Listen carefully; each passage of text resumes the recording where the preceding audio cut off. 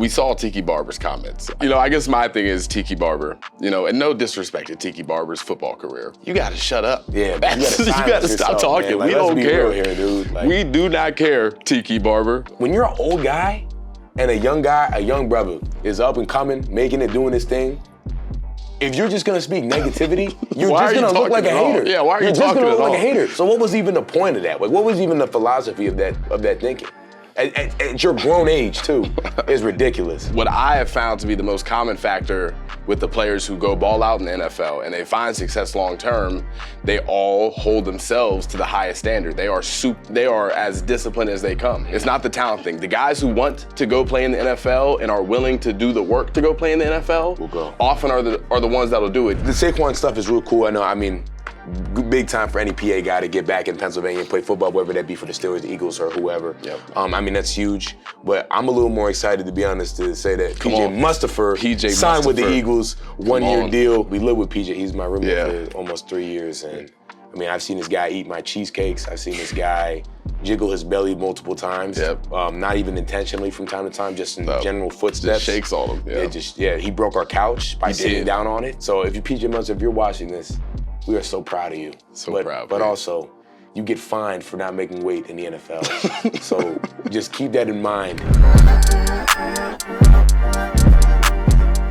College football tees, college basketball tees, whatever you need, Mercury has you covered with the best merch out there. We're talking about high quality clothing, inexpensive, and the best part is I have a 15% discount for everybody who goes and gets some right now. Use the code below, hit the link in the description, and go get your merch now. Use the code to get 15% off. What are you waiting on? Go do it. Ladies and gentlemen, welcome back to yet another episode of The Lion's Den. I am joined first of all, I'm very grateful to be joined by my friend Nick Dawkins today. This is a Friday night. My dog has practice in the morning. He is in here sacrificing his time before practice. So Nick, thank you for being here with us again on The Lion's Den. Yeah, you're making it sound like this is like a glorious revolution of my time. We're just gonna get in here, talk a little bit. I was gonna talk probably for a little bit anyway, so I'm glad we're able to do it on camera, bring some content to the viewers, and most importantly, sit down with the genius himself, Aeneas Hawkins. The genius. No, I appreciate the title there. I guess I'll ask you straight up. So we're at almost the halfway point of spring ball. You guys have been practicing for a while now. Obviously, practice tomorrow. What insight can you give us to how things have been going? I mean, just really, really exciting, to be honest with you, man. Like, when I think about my past spring balls, I mean, I'm old head now on the team, so I've gone through a couple of them. This has to be one of the most competitive spring balls we've had as far as the offense and defense goes. I mean, our scheme with Coach K and just the energy he's brought to our team has just been tremendous. He truly just understands our scheme and understands our guys. I think he really plays to our strengths on the Penn State offense, and it doesn't hurt us either that our quarterbacks and running backs are vets now and are playing at an elite level.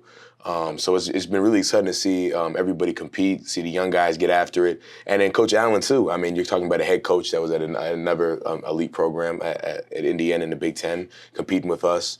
And to see what he brings to the table, to Penn State now, coming from a head coach to a coordinator and a position coach, it's just been exciting to see. And just both of those guys, pure energy. And can't forget about Coach Lustig, coming from Vanderbilt, special teams coordinator. I mean, we call offense, defense, we-fence, special teams. I think that's kind of like a big thing for special team coordinators around any school. Like, they bring like a crazy amount of juice, like a crazy amount of energy to the meetings, keeping guys really invested in special teams, because at the end of the day, that's what's going to get a lot of guys into the NFL. Like, the NFL only cares a certain amount of guys, and if you can't play special teams, you're not playing. You're probably getting cut or you're getting sent to that scout team. So yeah, and that's one of the things that the entire staff really harps on, and they've harped on for so long. It doesn't matter what type of guy you are, if you're the star player on the team, if you're a role player, they want guys on special teams competing no matter who you are. Like you said, that's the key for so many people in the league where it's hard to differentiate talent-wise from other guys. Yeah. Being able to play special teams and having done that at the college level is a great way to differentiate. I mean, there are guys that we played with who are in the NFL that you may not even know are in the NFL and have been on special teams roles for years. I mean, Dan Chisena was a walk-on, didn't really play much of receiver here, but he's been playing in the NFL for 3-4 years now, and he's been making a good living doing it. Yeah, guys like Cam Brown, obviously, with the Giants, and then now even the guys that I played with most recently, like John Sutherland, who's been in the league for a long, long time because of his contributions on special teams. And then as anything, your versatility shows your value to a team or to a business or to anything. So you completely dominate on special teams, they're more inclined to give you some reps on defense or on offense or your respective position. I want to swing back to what you said about Coach K and the offense. Not only are you on the offense, you are the center of the offense. You're communicating with the O-line pre-snap every play. Mm-hmm. You're communicating with the quarterback. You're a central piece in that communication and getting that offense going. How have you guys been able to transition under a new OC, and what's made that successful so far? Really him, because he's a natural teacher. Like, he really he understands how to – there's one thing to know something, like you know it, but to be able to take that and really dumb it down almost to a sense, for us to all understand it and be cohesive is important. So his schemes to the naked eye to defenses are like, oh my God, what is going on here? Like, what, all these twists and motions and alignments and realignments and shifts, and that's tough. That's tough because you're trying to really diagnose the front and make move calls and set the fronts of his strength and such, and he dresses it up real well. But for us, it's really easy to understand, and I think that just comes with how he teaches it. I think that comes with the communication coming from Drew and Bo, and then from myself and the offensive line guys taking advantage of our time to really learn to call and learn to play in the offseason. Yeah. I want to look at the other side of the ball. You mentioned that this spring, more so than other ones, has been super-duper competitive throughout the entire duration of spring ball. What has Tom Allen brought to that defense? Obviously, you replaced Manny Diaz, potentially the best defensive coordinator in the country the past 2 seasons. How have you seen that group transition, and what's allowed them to keep it competitive in practice? Really gritty. I mean, it's a really gritty defense, and I think you kind of get, when you have a DC like that, you get a little complacent because you're like, oh, he's going to get us in the right formation, he's going to get us in the right call. But I feel as though, like, Coach Allen, I mean, although, like, probably similar, like, in terms of, like, scheme and such like that. I mean, Corey runs so many different defenses, of course, and so many different twists and stunts and pressures and all that. But I think his leadership style allows leaders within the defense to almost take charge, right? Which is really important, I think. I think it's to have, like, a strong Mike, to have a strong D tackle that's very vocal, like Devon, like Tyler Elson, like Kobe King, and then to have safeties like KJ Winston, and Jerry Reed, who really can just, set the front, set the standard for the defense is important because, I mean, player-led teams always go the farthest. You know what I mean? When you depend on a coach to take you somewhere, you only go as far as where the coach takes you. But when you have guys that are willing to lead and you have guys that are willing to invest into a championship-level team, that's what you're going to get out of them. Yeah, so much of having a player-led team has to do with culture. Like, that's what culture is, actually. If you break it down to what we're actually talking about, is guys on the team who understand the expectation and they hold themselves and the rest of their peers accountable. That's important to have. Not just Tom Allen, but Manny Diaz, all the way back to my dog, Brent Pry. Yeah. There's been a culture of leaders in that D coordinator spot for quite a while at this point, and that's how you continue to turn out these veteran leaders who are perfect in transition from coordinator to coordinator. So it kind of has played off of itself. I'm excited to see that group. You mentioned some of the young guys who are competing at a high level. As one of the vets on the team, who are some guys that we should be talking about after their performance this spring thus far? I mean, I'm really excited to see Andrew Yaboye. Man, he works his dang tail off, man. He works his tail off.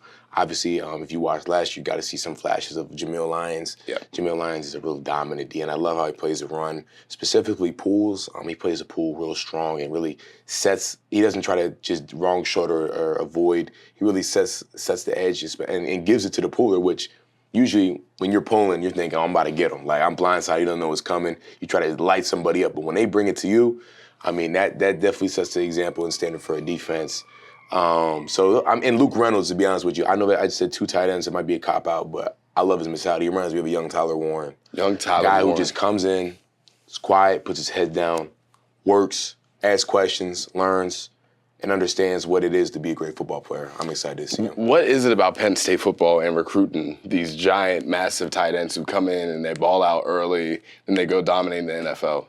I mean, we have Coach Howell here. Coach Howell, a letterman at Penn State, loves the school and wants to bring in the right guys. And when you have a room like that, it's infectious. Look at like the last couple guys I think of, like who have been here since I've been. I mean, obviously you have Pat, you have Brenton, you have Theo now who's going out, Ty Warren coming back. Tight ends, and I mean, recruits, like smart recruits, they aren't dumb.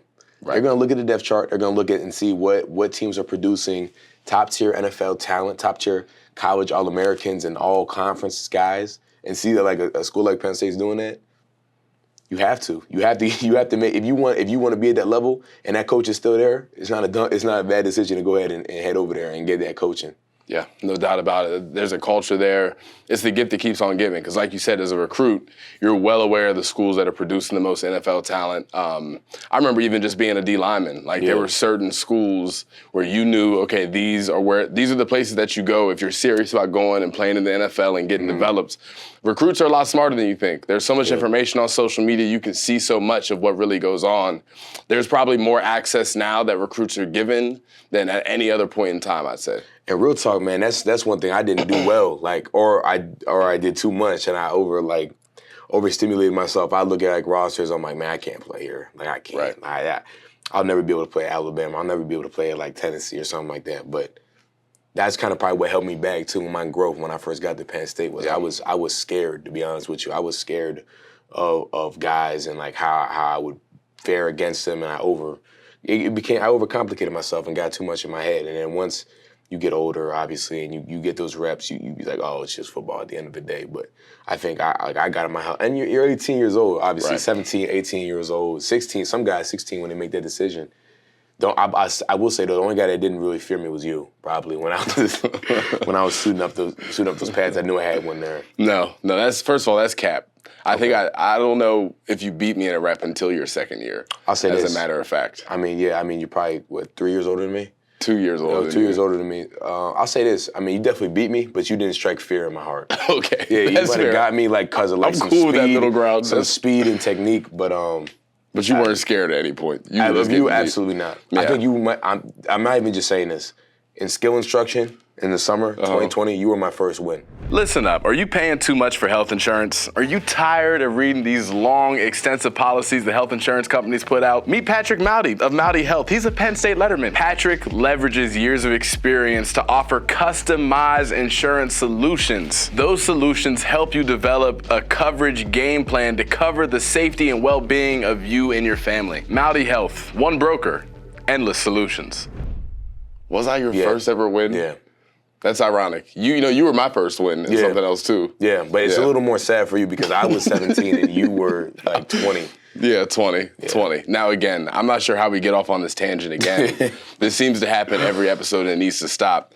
Before I start pulling out film receipts, you know what I mean? Because I got some wins. I'll be first to admit, you beat me. But again, you were significantly older than me. You should not have even been going against me. You should have been going against people who were playing or at your age. Like, I was stealing reps from me.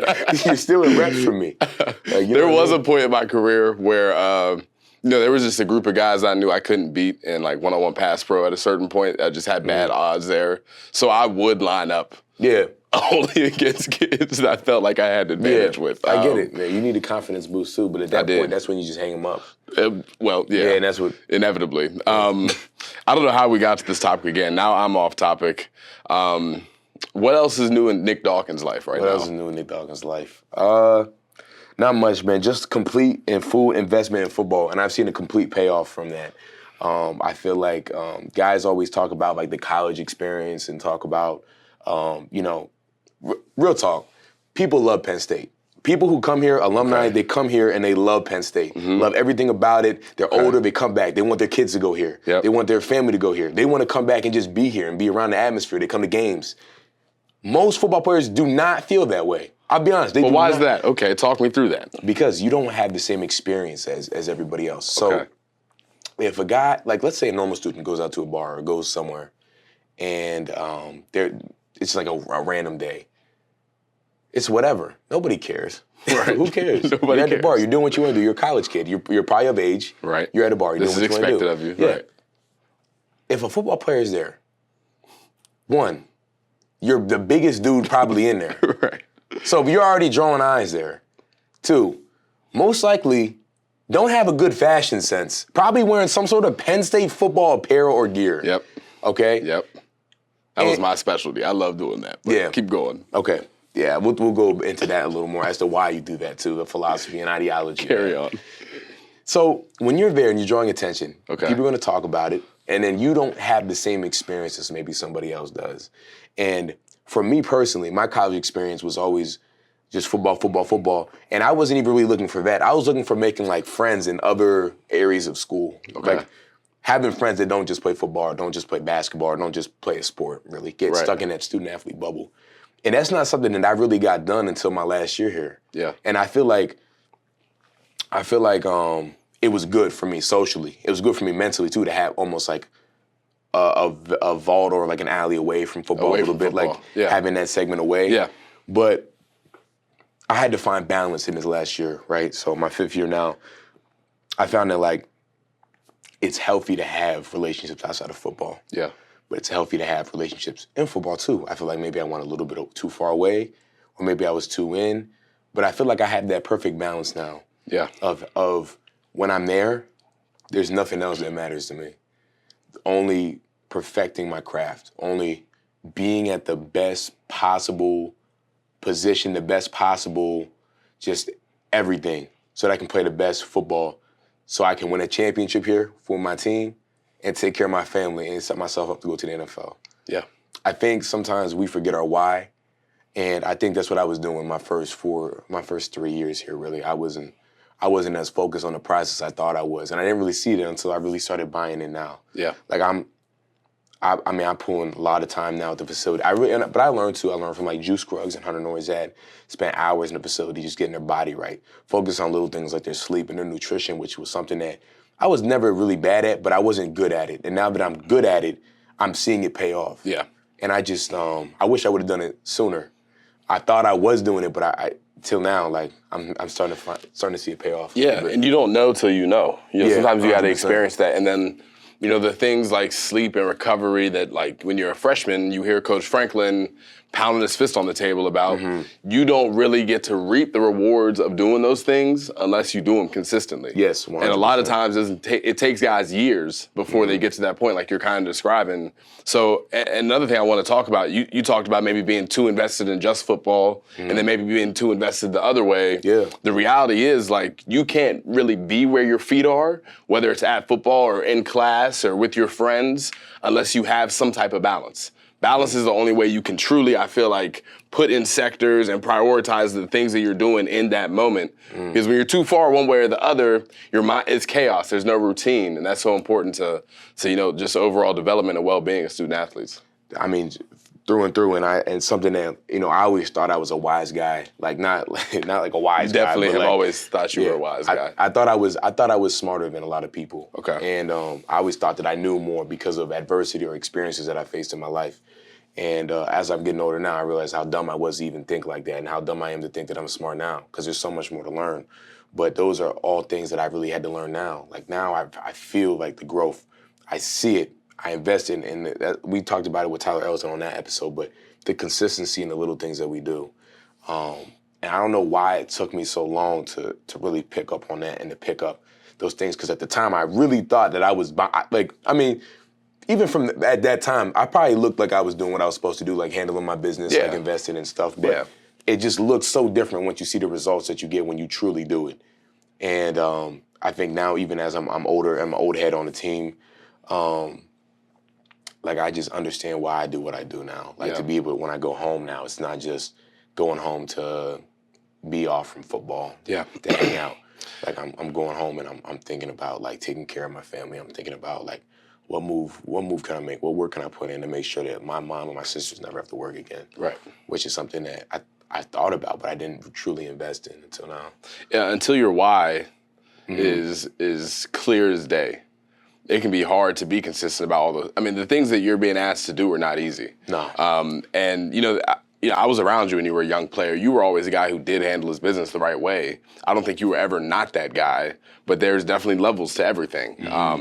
And as a coaching staff, you can give everybody the message, but you can't truly police everybody's day-to-day behavior and activity when you have 100 guys on the team. It's not possible to be done. So what I have found to be the most common factor with the players who go ball out in the NFL and they find success long term, they all hold themselves to the highest standard. They are as disciplined as they come. Yes. You mentioned Drew Scruggs. You mentioned Jonathan Sutherland.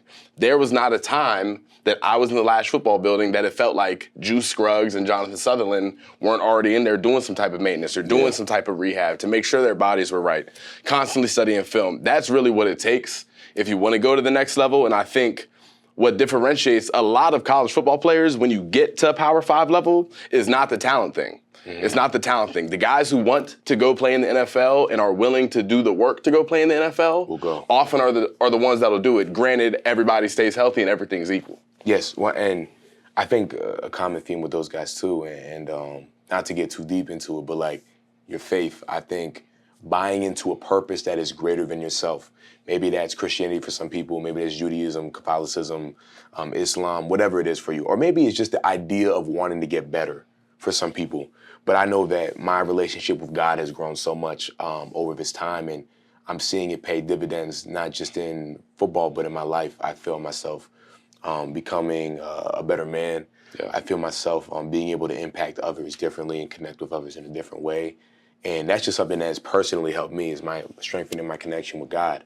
So I lead a team Bible study, me and Coach T, awesome. Coach Tyrone Smith, for those who don't know. Shout out Coach T. And we have 30, 40 guys, and guys are coming in growing. And I think when you can build that spiritual connection, not only with other guys, but when you bring that spiritual connection to yourself and get right mentally, physically, and spiritually, which was a piece I was missing too, you just feel yourself grow. And that's what it's been like recently for me. Yeah. What about you? What's going on in the Aeneas Hawkins world? Yeah. What are you doing? What's the next big move? Yeah, so, for those who don't know, my 9 to 5, what I wake up and I do every day is Limitless NIL. I co-founded it. It's a marketing agency.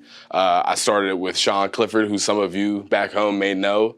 And that's what I do day in and day out. I love it. It's really...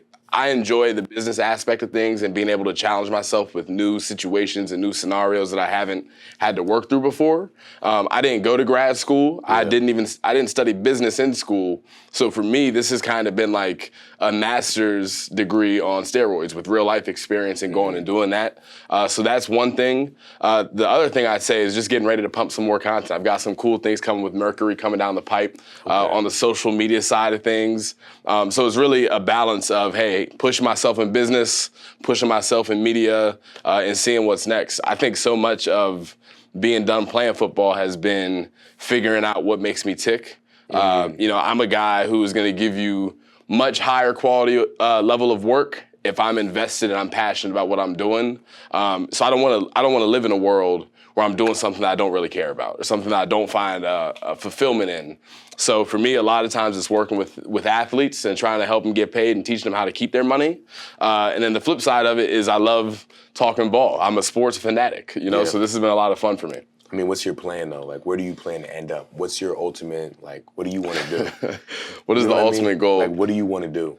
I want to do everything that my mind, my heart's desire. I want to build enough freedom through some grit and some hard work right now to be able to leverage and push to do other things. I want to do sports media. Yeah. I want to do that full time at some point. I want to shift away from that. Maybe I want to do my own business. I want to start another business. Maybe I want to do some acting. Maybe I want to do voiceovers. I really just want to experience a lot of different things. I feel like there's so much that I'm passionate about. And the interesting thing about it to me is I was only ever passionate about football and playing football from the time I was a kid. I was born, and it's not like I chose that my dad was an NFL cornerback and that his little brother would play 10 years in the NFL. That was all I was ever around. So football was all I saw for so long that now my eyes are just now, for the first time in 23 years, being opened to all the other different things that I find cool and interesting. So, yeah, man. Master plan is do whatever I feel like doing. Yeah, that was a long way to say it too, man. That's all you had to say. You know what I mean? Oh man, this is Hawk and Dawk, man. It's crazy, man. And I want to emphasize this again. Nick Dawkins came in, a snot-nosed 17-year-old kid, asking for help, asking for advice. Who was there day in and day out? It was Aeneas Hawkins. And he can't deny that. And now, when the cameras get brought out and Nick Dawkins has a couple more tattoos and he's taking some more reps at center than ever before, I'm getting attacked on camera. It doesn't make sense to me. I'll say this. You said I can't deny that. I can completely deny that. That's not the truth. But did I come in snotty-nosed? Absolutely not. Do you even know what that means? Not really. Was I asking questions and asking for advice? 100%. But not from somebody who was at the same level as me when I entered. No, you know what I mean? Don't start. What does Kanye West say? I don't take advice from people who are less successful than me. You know what I mean? That was your mentality at 17. At 17, Allentown. I mean, not even a smart guy, but just knowing, like, okay, I know what it's supposed to look like. That's not it. And I'm looking at you, and I'm like, I can't be that. You know what I mean? I can't do. No, I'm playing. That's fair, man. No, but I mean, I alluded to it a little bit before though. Like your ability to connect with people and your ability to hold court and hold conversation is really a superpower. How you're able to, BS stuff like on the fly like that is also pretty crazy. Like you could tell this guy, we could go somewhere and then be like, yo, before we walk in this building, you're a whale expert. So just know that when we walk in there, these people are expecting you to be a whale expert. And this guy could probably give you an hour-long, just dissertation on whales somehow and pull it straight out of his tail. It's actually kind of ridiculous, but it's also kind of scary. And to actually see it happen from time to time is concerning, but it makes you kind of want to do it too. So like when he said acting, I'm like, this guy already plays a role every day anyway. I don't really know who I'm talking to right now, to be quite honest with you. He may be acting right now. You see that fake laugh he just busted out and then went right back to normal? Like, it's kind of ridiculous. So just keep that in mind. I don't know if he's ever in character or what he's got going on, if whatever this is.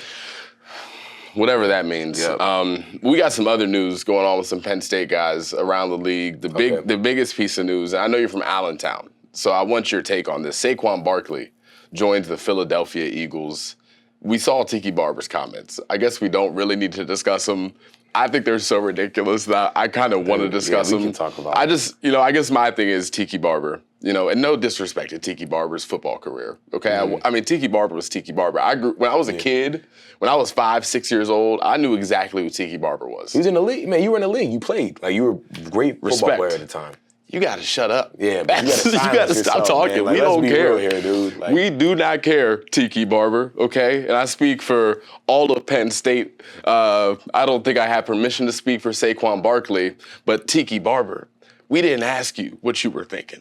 I'll say this too. I mean, I feel like your statement probably holds as much weight as my statement, which is nothing.